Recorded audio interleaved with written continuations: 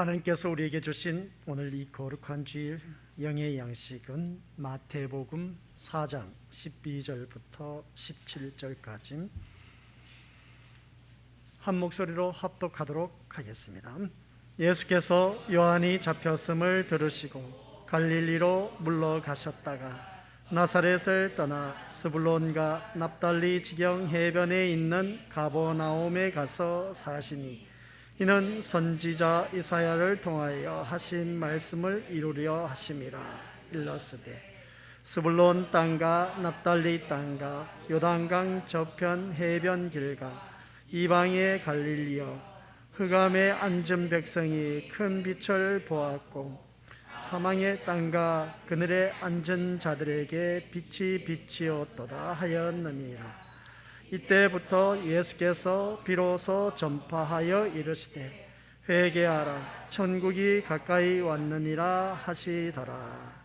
아멘. 이 말씀은 하나님께서 하신 말씀을 통해서 주신 교훈의 제목, 시작. 아멘. 아버지 하나님, 오늘단 예수님의 공생의 시작이 곧 우리의 삶의 공생이라는 것을 기억하게 하옵소서. 그래야 예수님처럼 그 삶을 살아가는 데 부족함이 없도록 성령 하나님께서 도와주옵시고 그 삶 속에서 하나님과의 만남 속에 하나님 영광된 삶을 살 수 있도록 이끌어 주옵시기를 간절히 소원하며 예수님의 이름으로 기도드립니다. 아멘. 어제부터 추석 연휴 명절이 계속되어서 수요일까지 이어지고 어떤 회사는 일주일 내내 계속해서 다다음 주 월요일 또한 출근하는 그런 회사도 있음을 보게 됩니다. 아무튼 이 중추절을 맞이해서 우리 모두 다가 친인척들이 원근 각처에서 오고 가고 하는 그 발걸음이 있음을 보게 됩니다. 그럴 때 우리가 조심해야 할 것은 코로나19 우리가 더욱더 방역수칙 잘 지켜서 경계를 해서 우리 서로 잘 관리할 수 있는 저와 우리 고수들 되시기를 주님 이름으로 간절히 부탁을 드립니다. 그래서 오늘 우리가 읽은 본문 말씀으로 들어가서 우리가 살펴보았을 때에 이 예수님의 공생의 사역이 시작되는 이 소두의 말씀을 보면 우리에게 참 기가 막힌 말씀이었다는 것을 우리가 다시 한 번 더 깨닫습니다.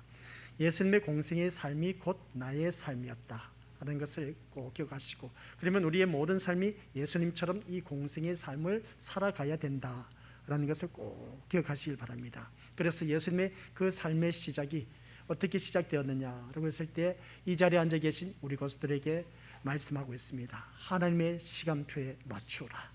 하나님의 시간표에 맞추면서 모든 삶을 살아가라는 것을 우리에게 교훈해 주고 있음을 보게 됩니다. 그래서 우리 고수들에게 늘 주장하는 것은 예배의 성공이 곧 내 삶의 성공이다 라는 것을 다들 잘 알고 계실 겁니다. 그래서 이 한 시간 드려지는 예배가 얼마나 중요한 것인가, 이것은 곧 하나님의 시간표에 맞추는 그 삶의 시작이었다, 예수님의 공생의 사역의 삶의 시작이었음을 바라보게 됩니다.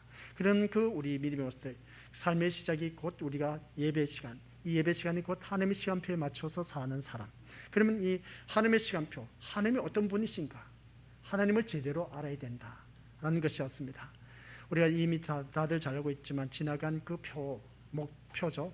하나님을 바로 알고 섬기며 그리스도를 아는 냄새를 퍼지게 하여 생명에 이르는 냄새가 되는 그리스도의 향기가 되자라고 하였습니다.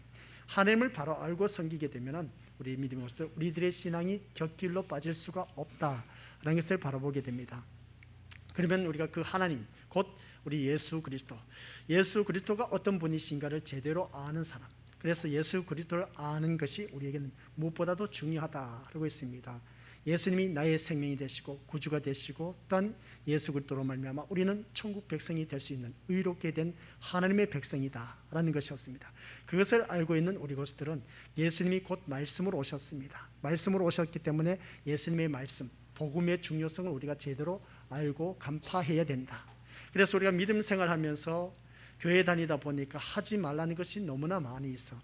그 이유는 도대체 무엇일까? 그것은 다른 것 아닙니다. 내가 하나님의 자녀로 가지치기 해야 할 일들이 너무나 많다라는 것을 다시 한 번 더 우리에게 일깨워주고 있다는 것이죠.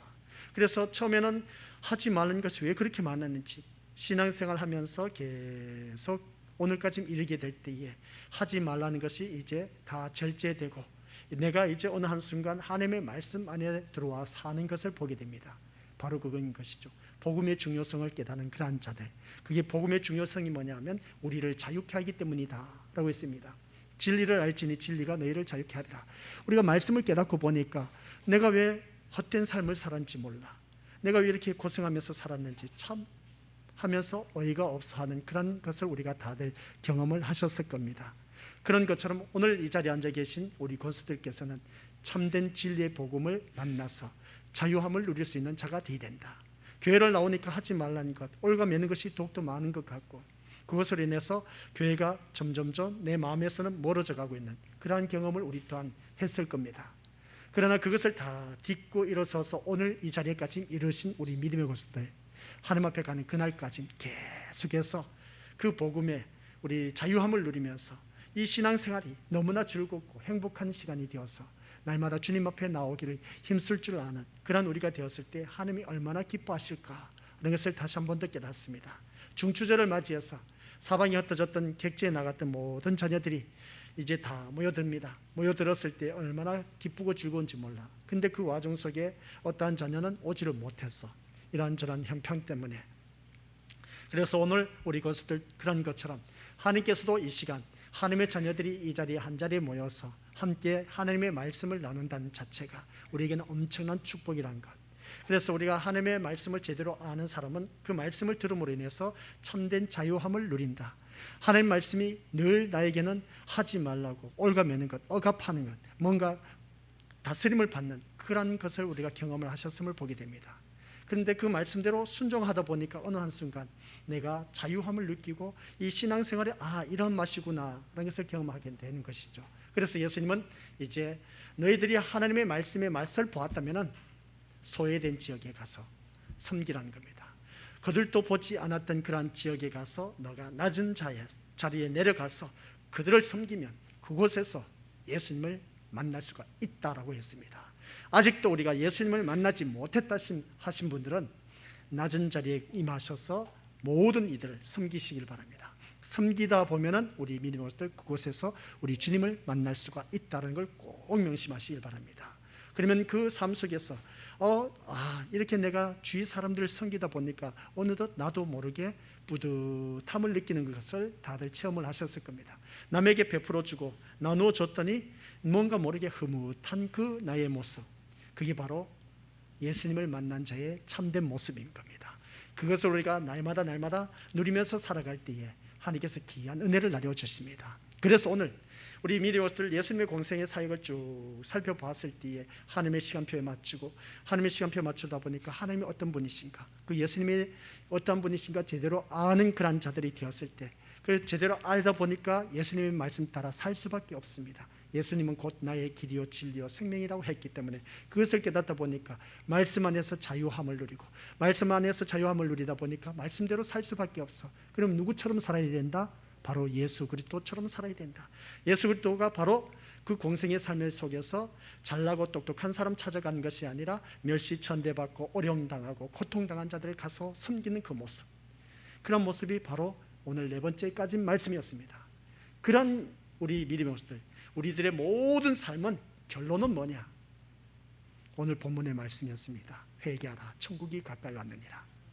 다섯 번째입니다. 같이 읽어보죠. 시작. 회개는 천국으로 들어가기 위한 비자와 같습니다. 라고 했습니다. 천국으로 들어가기 위한 비자, 우리 믿음으로서 오늘 말씀입니다. 이 말씀을 통해서 우리 모두 다가 다른 것 없습니다. 예수님의 공생의 사역이 시작이 하나님의 시간표에 맞췄을 때 예수님 그리스도의 초점을 맞춘 그런 인생들은 결론은 우리들의 모든 삶의 결국 종착역은 어디냐? 바로 천국이란 겁니다. 교회에 왜 다니십니까? 라고 했을 때 천국 가기 위해서요. 그렇게 말하는 것을 보게 됩니다. 그 사람은 좀 더 깨어있는 사람입니다. 교회는 왜 다니십니까? 잘 먹고 잘 살기 위해서요. 아직도 깨달음이 부족하신 분들. 교회는 왜 다니십니까? 라고 했을 때에 우리가 뭐든지 내 마음이 불편해서요 했을 땐 그 밑에 있는 사람을 바라보게 됩니다. 그래서 그 단계별로 교회에 나와서 보니까 마음이 편해지다 보니까 내 삶이 형통해지는 것을 느끼고 형통해지는 것을 느끼다 보니까 이게 바로 천국이구나라는 것을 깨닫게 된 것이죠. 그래서 찬송가 가사 내용, 내 주 예수 모신 곳이 그 어디나 하늘나라, 그렇게 표현하지 않습니까? 바로 그것입니다. 우리는 한결같이 예수님의 공생의 삶은 결론은 천국이라는 겁니다. 오늘 이 자리에 앉아 계신 우리 것들 또한 신앙생활한 모든 것이 다 결론은 뭐냐? 라고 했을 때 천국 가기 위한 것이다. 천국은 아무나 가나 아니란 것이죠. 예수 그리스도를 내 마음 중심에 모신 분들, 예수님이 내 마음의 주인이 되신 분들만이 저 영원한 천국에 이를 수가 있다라는 사실입니다. 그래서 오늘 본문 말씀, 그러면 천국에 들어가기 위해서는 비자가 필요하다는 겁니다. 우리가 다른 나라에 들어가기 위해서는 어떻습니까? 비자가 필요합니다. 비자 없이는 들어갈 수가 없습니다. 바로 그겁니다. 오늘 결론의 말씀은 천국에 들어가기 위해서는 뭐가 필요하다? 비자가 필요하다. 그 비자가 뭔지 아시죠? 5번째 주제입니다. 회개입니다. 회개함으로 말미암아 우리는 천국에 들어갈 수 있는 비자권을 얻게 되었다. 우리가 코로나19가 걸리기 전에 다들 외국에 여행을 하신 분들 다들 알고 계실 겁니다. 여행사에 모든 것을 맡기니까 걱정할 것이 없었는데, 그러나 개별적으로 외국에 여행을 가려면 비자를 얻어내야 됩니다. 그 비자를 얻으려면 어디 가서 대사관에 가서 그 모든 것을 승인을 받아야 되고, 승인을 받았을 때에 그 다음 우리가 그 나라에 들어갈 수 있는 자격 여건이 주어진 겁니다. 그래서 비행기 티켓을 구입을 하게 되고, 비행기 티켓을 구입해서 이제 공중을 날아서 그 나라에 가게 된 것을 보게 됩니다. 오늘 본문 말씀이 바로 그런 내용입니다. 우리는 이 땅에서 천국 들어가기 위한 티켓을 이미 우리에게 허락해 주셨습니다. 그 티켓 비자가 뭐냐라고 했을 때에 회개라는 것을 꼭 명심하시고, 그러면 오늘 17절 말씀을 보면 예수님께서는 본격적으로 공생의 사역을 시작하면서 첫 말씀이 같이 읽어보도록 하겠습니다. 시작. 이때부터 예수께서 비로소 전파하여 이르시되 회개하라 천국이 가까이 왔느니라 하시더라. 아멘. 이 말씀을 선포하셨습니다. 이러한 주님의 그 선포는 사실 이미 세례 요한으로 말미암아 회개하라 천국이 가까이 왔느니라고 세례 요한이 선포했던 것을 보게 됩니다. 하지만 실제 세례 요한의 선포와 오늘 예수 그리스도께서 선포한 이 말씀 사이에는 하늘과 땅 차이가 있다는 것을 바라보게 됩니다. 세례 요한이 외쳤던 것은 회개하라 천국이 가까이 왔느니라. 그리고 또 예수님이 공생애 시작하면서 첫 마디 외친 것이 회개하라 천국이 가까이 왔느니라. 똑같은 말씀입니다. 근데 똑같은 말씀이지만 그 차이가 엄청나다라는 사실인 것이죠. 그 이유는 선포의 내용은 같지만 이를 선포하는 자의 신분에는 하늘과 땅의 차이가 있다는 것을 보게 된 것이죠. 그렇다면 이러한 선포를 하신 그리스도는 어떤 분이시냐라는 것입니다. 오늘 이 자리에 앉아 계신 우리 것들, 예수 그리스도는 하나님의 아들인 동시에 또한 하나님이시다라는 말씀입니다. 이 말씀이 요한복음 1장 1절 시작. 태초에 말씀이 계시니 이 말씀이 하나님과 함께 계셨으니 이 말씀은 곧 하나님이시니라. 아멘. 하나님의 아들인 동시에 또한 하나님이시다라는 것이죠. 그러므로 예수 그리스도께서 선포하신 천국, 즉 하나님의 나라는 곧 예수 그리스도의 나라인 것임을 우리가 다시 한 번 더 깨닫게 되는 겁니다. 따라서 예수께서 천국을 뭐라고 하셨느냐라고 했을 때 누가복음 22장 30절 시작. 너희로 내 나라에 있어 내 상에서 먹고 마시며 또는 보좌에 앉아 이스라엘 12지파를 다스리게 하려 하노라. 아멘. 예수 그리스도께서는 천국을 내 나라라고 합니다. 내 나라. 우리는 물건이 있습니다. 스마트폰 보니까 이것은 내 것이야, 그렇게 말하지 않습니까? 하나님 나라, 천국을 우리 예수님은 내 나라라고 그렇게 표현한 것을 보게 된 것이죠. 이것은 전혀 이상한 일이 아니란 겁니다. 기록된 것, 우리 앞서 기록된 사실을 바라봤을 때 세례 요한의 그 선포는 단지 오실 메시아에 대한 그 종으로서 외치는 선포에 불과했습니다. 오늘 본절에서 기록된 그리스도의 선포는 바로 그 하나님의 나라의 왕이자 주인으로 선포하신 그 말씀, 그러니까 천국을 사모하는 자들에게는 참으로 의미심장한 선포가 아니라 말할 수가 없다는 것이죠. 그렇다면 오늘 우리 믿음의 식구들, 이러한 주님의 선포 속에는 어떤 의미가 담겨 있을까 한번 우리가 말씀을 통해서 묵상해 보자는 겁니다. 앞서 말씀드린 바와 같이 천국의 주인이자 왕이신 누구라고 했습니까? 예수 그리스도. 그 예수 그리스도께서는 도저히 천국에 들어갈 수 없다고 천대받던 갈릴리 죄인들에게 먼저 회개를 선포하셨다는 것이었습니다. 그러니까 어느 누구든지 거들떠 보지 않던 그 소외된 지역에 우리 주님은 찾아가서 그곳에서 제일 먼저 선포한 것이 우리 믿음으로들 회개하라고 한 것을 보게 된 겁니다. 그러므로 주님의 이러한 회개의 선포는 일종의 천국에 대한 초대가 아닐 수 없다는 것이죠. 이 자리에 앉아 계신 우리 것들 모두가 천국에 대한 초청을 받았습니다. 초청을 받은 우리들은 그 티켓 비자권을 가지고 들어가야 됩니다. 그 비자권이 뭐냐라고 했을 때에 다른 것이 아니라 회개라는 것이죠. 여기서 우리가 놓쳐서는 안 될 사실은 천국에 들어가는 데는 반드시 갖춰야 할 조건이 있다는 것이죠. 오늘날 한 나라의 국민이 다른 나라에 가려면 앞에서 소두에서 말씀드렸지만 입국을 허락하는 비자 혹은 사증이라고 하는 것이죠. 이것이 필요한 겁니다. 그것 없이는 안 된다는 것이죠. 그런데 이 지상에서 비자를 얻기에 가장 어려운 나라는 역시 가장 살기 좋다는 미국입니다. 그 미국에 들어가려면 여러 가지 그 비자 심사를 하는 것이죠. 그러면 그 심사가 어떤 것이 주어지냐? 이 사람이 갖고 있는 재정은 얼마인가? 이 사람이 어디에 직장을 갖고 있는, 어떤 직업을 갖고 있느냐, 그리고 또 어느 정도의 학벌을 갖고 있느냐. 미국 그 대사관이 참 아주 까탈스럽게 이루 말할 수가 없습니다. 그래서 미국에 들어가려면 이 비자권을 얻어내기가 참 엄청나게 힘들다는 것이죠. 아주 까다로운 기준을 요구할 뿐만 아니라 그 기준에 맞아도 입국 심사할 때에 마음에 들지 않으면 거부당하기 십상인 겁니다. 그래서 한국 사람들이 약소국의 민족으로서 가장 서러움을 느끼는 것이 바로 우리 가장 친한 나라라고 하지만 미국이었다는 것을 보게 됩니다. 그래서 이 미국 대사관이라고 하는 말을 들었을 때 오늘 이 말씀 여러분 한번 보시길 바랍니다. 온 인류가 꿈꾸는 곳, 그야말로 인간의 언어와 이해로는 도저히 상상도 할 수 없는 그 나라가 바로 천국이란 겁니다.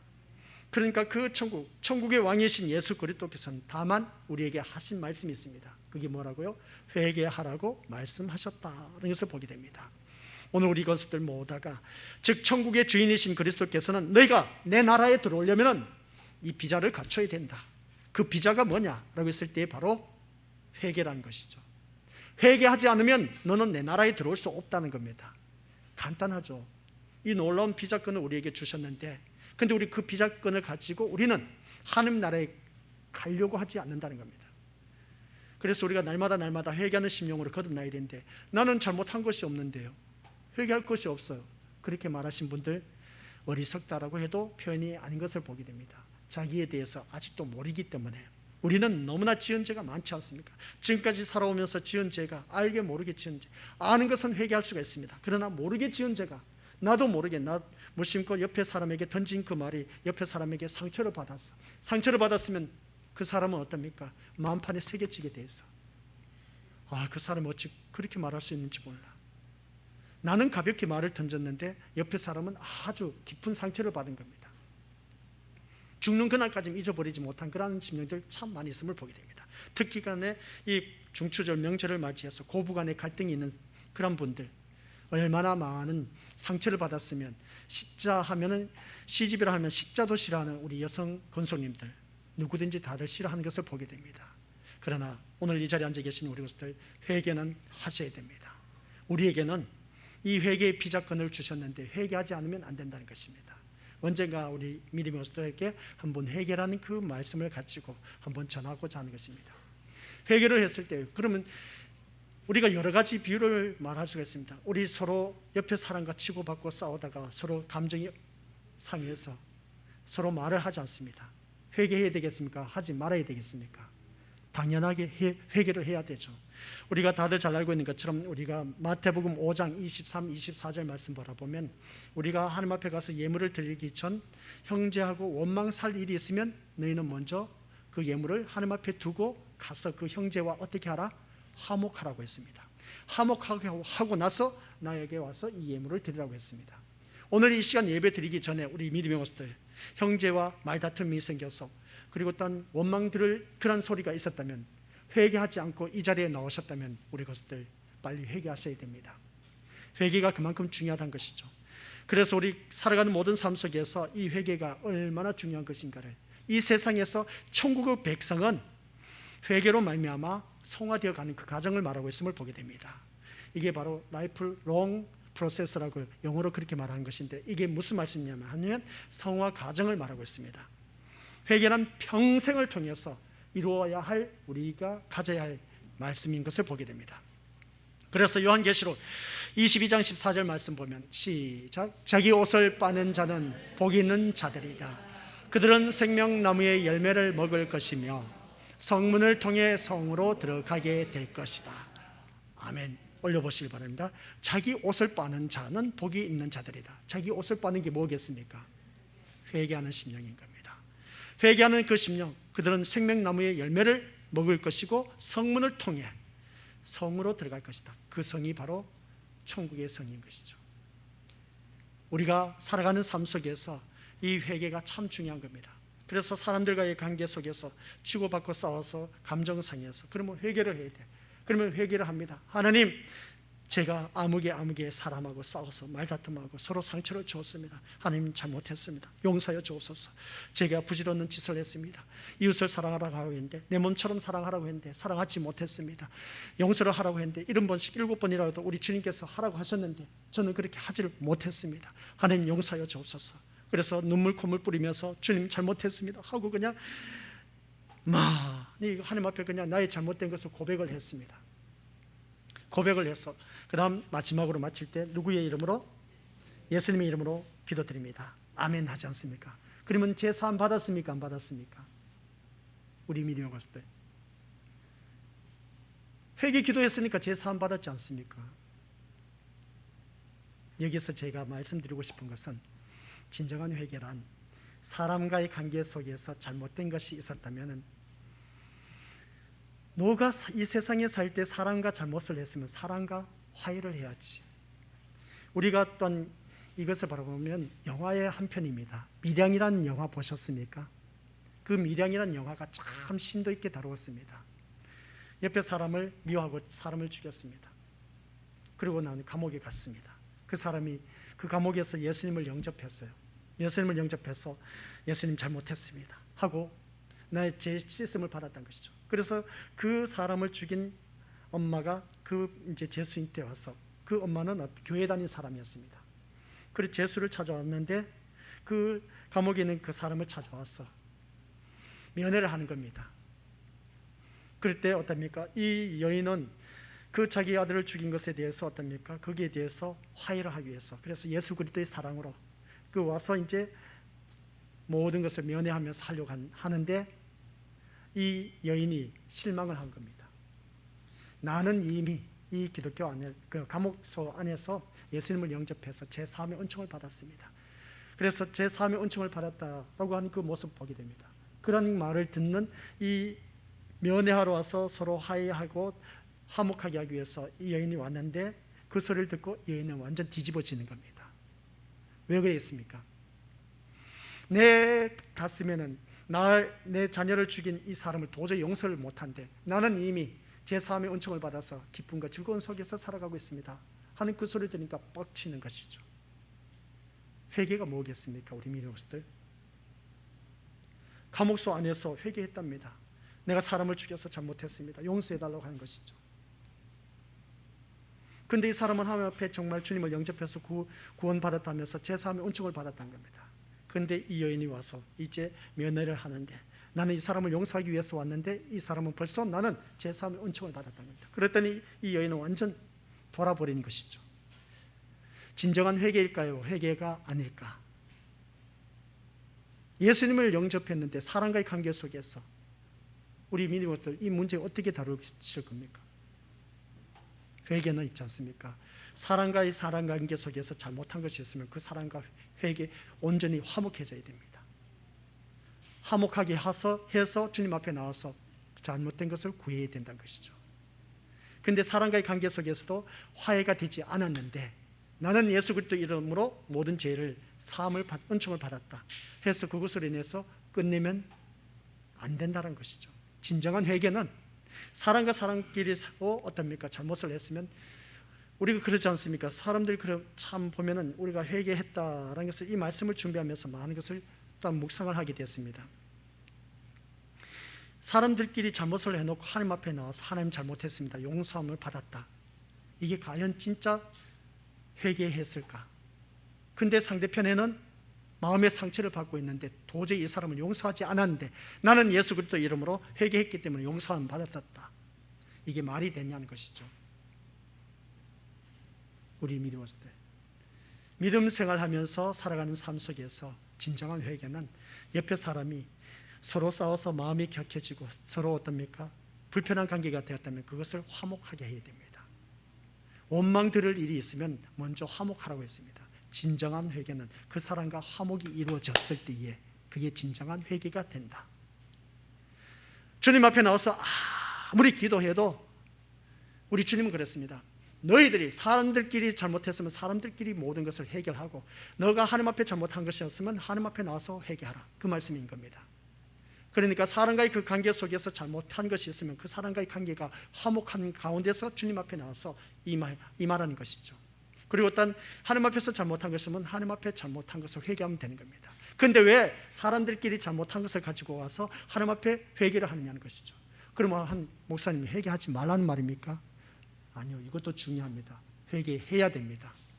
그러면 하나님 앞에 나와서 우리가 어떻게 회개 기도하냐는 것이죠. 이 사람하고 싸웠을 때 껄끄러운 관계가 있습니다. 그러면 이 사람과의 화목을 해야 되는데, 하나님, 제가 이 사람하고 싸워서 말다툼을 가졌습니다. 이 사람은 상처를 받은 것 같아요. 하나님, 제가 어떻게 하면 좋겠습니까? 이 사람을 사랑하려고 하는데 눈앞에 보이는 거 보니까 사랑할 수가 없습니다. 하나님, 저에게 하나님의 그 사랑을 주셔서 이 사람을 사랑할 수 있고 용서할 수 있도록 화목할 수 있도록 저를 좀 도와주시옵소서. 이게 회개의 기도입니다. 그리고 나서 하나님의 힘을 도와서 하나님의 사랑을 입고 그 사람에게 가서 우리 것들 내가 잘못했다고 무릎 꿇는 길밖에 더 있겠습니까? 내가 먼저 손 내밀고 내가 먼저 사랑해주고 내가 먼저 그 사람을 우리가 받아줄 수 있는, 용서하고 용납할 수 있는 그런 자가 되어야 되는데요. 그저 나는 뻔스럽게 교회에 나와서 예수 그리스도 이름으로 나는 회개했기 때문에 제 삶의 은총을 받았다. 아니요, 천만의 말씀. 사람들끼리 서로 옥신각신했다면 그것을 사람끼리 해결하라는 겁니다. 다만 하나님은 거기에서 내가 도와주겠다는 것이죠. 그래서 그 사람과 온전한 화목한 관계를 이루어서 주님 앞에 나와서 회개하는 겁니다. 하나님, 제가 그때 주님이 이런 마음을 주셔서 하나님의 사랑의 마음을 갖고 그 사람에게 잘못을 구했더니 용서해 주었습니다. 하나님, 이제 제가 회개합니다. 용서하여 주시옵소서. 사람과의 관계의 문제 속에서 회개는 바로 이러한 모습인 겁니다. 그리고 어떤 하나님과 나와의 관계에서 잘못했을 땐 하나님 앞에 나와서 하나님, 제가 말씀대로 살지 못했습니다. 용서하여 주시옵소서.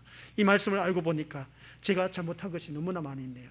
우리가 처음에 그러지 않습니까? 전도를 하다 보니까 나는 회개할 것이 없다, 그렇게 말하신 분들 바라볼 때 하나님 말씀을 너무나 모르는 게 많다라는 것 증거입니다. 하나님 말씀 계속 읽어보세요. 묵상해 보세요. 내가 말씀대로 살지 못한 것이 얼마나 많은지 몰라요. 그게 또한 하나님과 나와의 관계입니다. 회개할 것이 바로 그겁니다.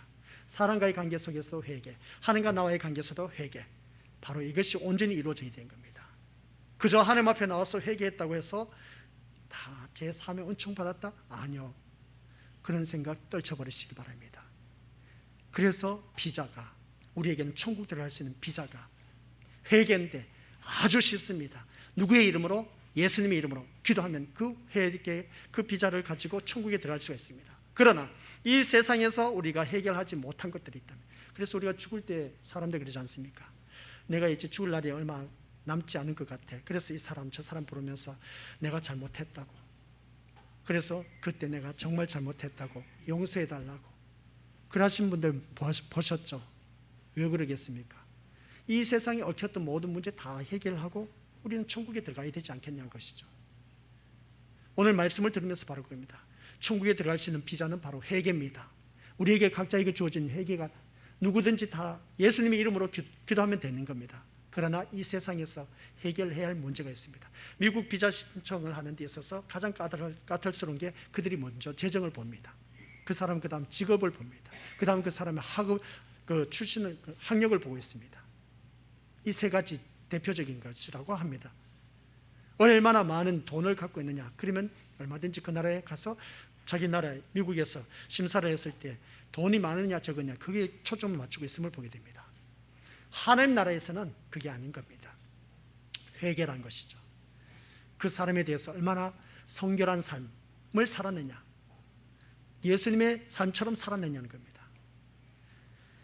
그걸 두고 오늘 우리에게 그 회개라는 단어 그냥 쉽게만 생각해서는 안 된다는 것이죠. 그래서 이 회개라는 말씀을 언젠가 한번 전하려고 하는데, 오늘 본문 말씀 속에서 이 요한계시록 22장 14절 말씀, 자기 옷을 빠는 자는 복이 있는 자, 그들은 생명나무의 열매를 먹을 것이고, 그리고 딴 성문을 통해 그 천국에 성으로 들어가게 될 것이다. 여러분께서는 날마다 그리스도 앞에 나와 자신을 낮추고 회개하는 마음을 잃지 않음으로써 거룩한 자들만이 들어가는 하나님 나라에서 기쁨으로 들어가는 복된 성도들이 되시길 바랍니다. 이 말씀은 시편 24편 3절에서 6절까지인데 한번 같이 읽어보죠. 시작. 여호와의 산에 오를 자가 누구며 그의 거룩한 곳에 설 자가 누구인가? 곧 손이 깨끗하며 마음이 청결하며 뜻을 허탄한 데에 두지 아니하며 거짓 맹세하지 아니하는 자로다. 그는 여호와께 복을 받고 구원의 하나님께 의를 얻으리니 이는 여호와를 찾는 족속이요 야곱의 하나님의 얼굴을 구하는 자로다. 아멘. 우리가 하나님 앞에서 자신을 낮추고 회개하는 마음을 잊지 않음으로써 거룩한 자들만이 들어가는 하나님 나라에 대해서 말씀하고 있습니다. 그러므로 우리가 사도행전 3장 19절에도 이런 말씀이 있습니다. 시작. 그러므로 여러분은 회개하고 하나님께로 돌아오십시오. 그리하면 여러분의 죄는 씻음 받을 것입니다. 그러므로 여러분은 회개하고 누구에게로 돌아오라? 하나님께로 돌아오십시오. 그러면 여러분의 죄는 씻음 받을 것입니다. 회개하라는 겁니다. 회개하는 그 심령 속에 우리 그렇지 않습니까? 앞에서 말씀드렸습니다. 우리 마태복음 5장 23, 24절 말씀, 형제에게 내가 원망 드릴 소리가 있었다면 먼저 예물 드리기 전에 화목하고 와서 예배를 드려라, 예물을 드려라 하는 말씀이었습니다. 우리가 살아가는 모든 삶 속에서 이 땅에 오신 우리 예수 그리스도는 하나님과 우리가 원수되었던 관계를 화목하게 하기 위해서 오셨습니다. 그 예수님의 삶이었습니다. 그 예수님의 삶이 바로 화목한 것이었는데, 우리가 이 예배 시간 이 자리에 나와서 예배 드리면서 아직도 형제하고 자매하고 잘못한 그 관계 속에서 원망 드릴 소리를 들으면서도 이 자리에 나오셨다면 예배에 임하는 자세가 아직도 말씀에서 보면 벗어났다라고 말을 해도 과언이 아닌 겁니다. 그래서 오늘 이 시간 이 말씀을 들은 우리 심령들은 다음번부터는 예배에 임하려면 먼저 사람들과의 관계 속에서 원망 드리는 그런 소리가 있다면 그 사람과 화해를 하시고 화목하게 하시고 해서 이 예배에 임하였을 때 하나님께서 그 예배를 기뻐 받으신다라는 것입니다. 무슨 말씀인지 이해가 되시죠? 그래서 오늘 우리 믿음의 것들 이 말씀을 들으면서 다른 것도 없습니다. 결론의 말씀입니다. 성도 여러분, 우리 주님의 구원 사역은 참으로 신비스럽기 짝이 없습니다. 왜냐하면 당시 모든 사람은 빛나는 갑옷을 입은 기사처럼 화려하고 또 당당한 메시아를 기대했으나 그리스도께서는 가난하고 연약한 모습으로 오셨기 때문에 그렇습니다. 그리고 또한 종교 지도자나 정치 권력자들은 메시아가 오면 가장 먼저 자기들을 찾아오리라고 생각했지만 반대로 우리 예수님은 가장 소외되고 버림받은 사람들을 찾아가셨다는 것입니다. 그러므로 우리 성도 여러분, 여러분도 이러한 주님의 모습을 기억하면서 언제나 낮고 겸손한 모습으로 회개하는 마음을 잊지 않는 동시에 연약한 자, 어둡고 소외된 이웃들을 생각하면서 그들을 먼저 찾아가서 천국 복음을 전하고 하나님의 사랑을 베풀 수 있는 작은 그리스도인들이 되시기를 주님의 이름으로 간절히 축원드립니다. 아버지 하나님 은혜 감사드립니다. 오늘 이 시간 우리가 예수님의 공생의 사역을 마지막으로 결론 내린 것은 천국이었습니다. 예수님의 공생의 삶이 곧 나의 삶이라는 것을 기억하옵시고 우리 또한 천국에 들어가기 위해서는 비자를 얻어야 되는데 그 비자는 바로 회개라고 하였습니다. 회개할 수 있는 기회는 얼마든지 있음을 보게 됩니다. 살아 숨 쉴 때 우리가 회개하는 길밖에 없음을, 그러나 좀 더 세밀하게 오늘 회개에 대해서 말씀을 잠시나마 들었습니다. 들은 이 말씀을 가지고 우리 더욱더 주님 앞에 성화되어 가는 그 과정 속에서 하나님 앞에 영광 드러내는 아버지 한 자녀 되게 하옵소서. 매일같이 우리는 이미 원죄는 제사함의 은총을 받아 그리스도의 십자가 사건으로 해결받았지만 살아가면서 범하는 자범죄는 날마다 회개하는 길밖에 없음을 바라보게 됩니다. 하나님 앞에 가는 그날까지 우리는 성화되어 가는 과정이란 것. 그래서 온전한 회개가 이루어졌을 때 천국 백성으로서 하나님 나라에 이르게 되는 것을 다시 한 번 더 깨닫게 하여 주옵시고, 그래서 회개하는 심령으로 거듭나 천국 백성답게 멋지게 주위 사람들에게 나아가서 예수님처럼 멸시 천대받고 소외당한 그런 자들 섬김으로 우리가 하나님 나라를 이루어 나갈 수 있도록 역사하여 주옵소서. 예수님의 이름으로 기도드립니다. 아멘.